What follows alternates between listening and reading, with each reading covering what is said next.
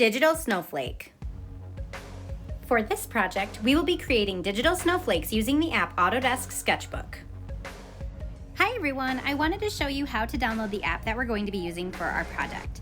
The first thing you need to do is swipe down in the middle of your screen and type in SELF to bring up self-service. Tap on self-service to open it. The next thing you need to do is tap on the search button. Then type SKETCH.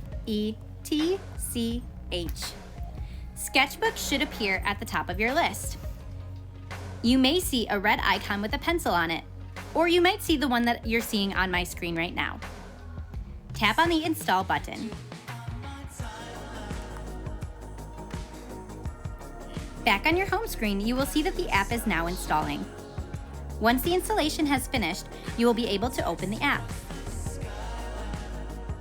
Tap on Sketchbook to open it. For today, we're going to skip the tour, but if you'd like to take it later, you are more than welcome to.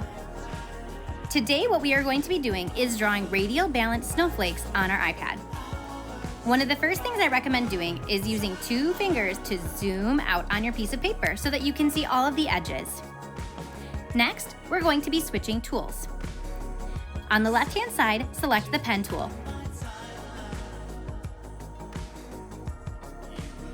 Next, you can choose what color you would like to draw with. This menu is a floating menu. You can move it around wherever you would like it to be.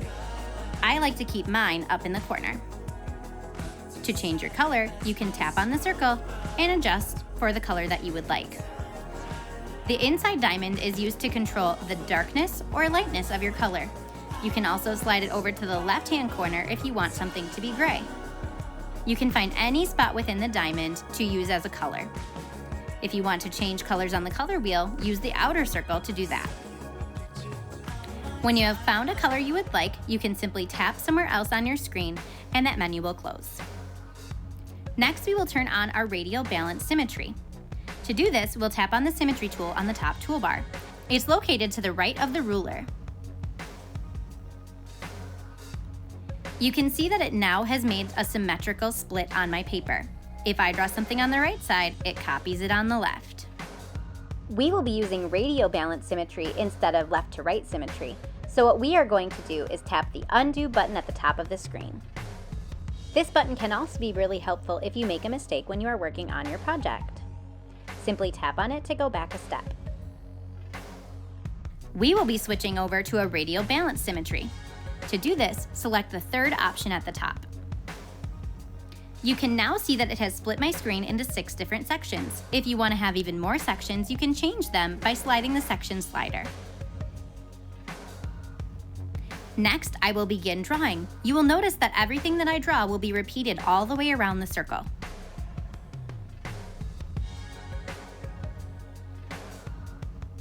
It doesn't have to be perfect, just have fun trying your best. Be careful not to accidentally move around the center of your radial balance project. If you do, things will no longer be radial balanced. Once you have completed your snowflake, you have a couple of options. One option is to resize your snowflake. To do this, tap on the 4 arrows button at the top. You can then move your snowflake to a different location. I sometimes like to shrink my snowflakes.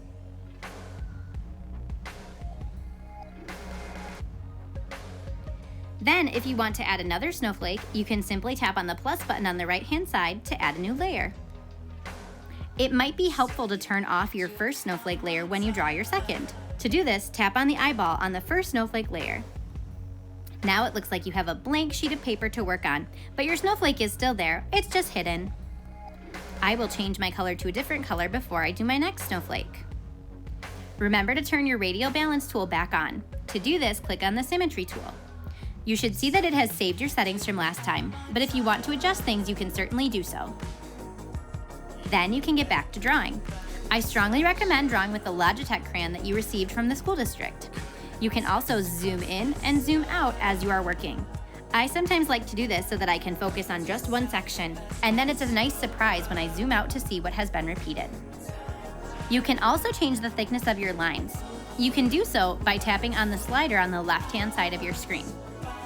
You can also change it by tapping on your tools and then tapping into settings.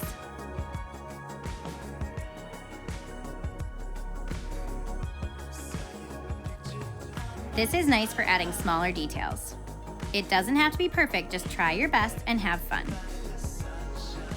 You can continue creating different snowflakes if you would like to.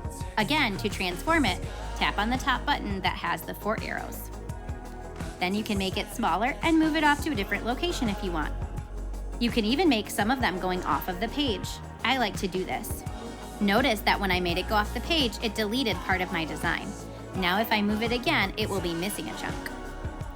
Be careful when you are moving things around and make sure you don't click on the Done button unless you're sure that you know where you would like it to be. Now I can tap back on the eyeball of my first snowflake and you'll be able to see it show up again. Keep adding layers and adding more and more snowflakes.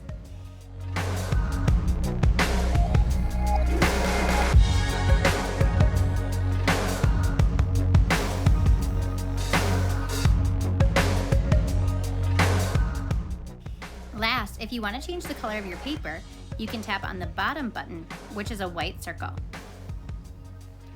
Here you can change the color of your paper. When you've completely finished creating your snowflakes, it's time to save. To do so, tap on the button in the upper left-hand corner. Next, tap Share, and then tap on Save Image. Tap OK if you get this question. You will now see that your snowflake has been added to your photos.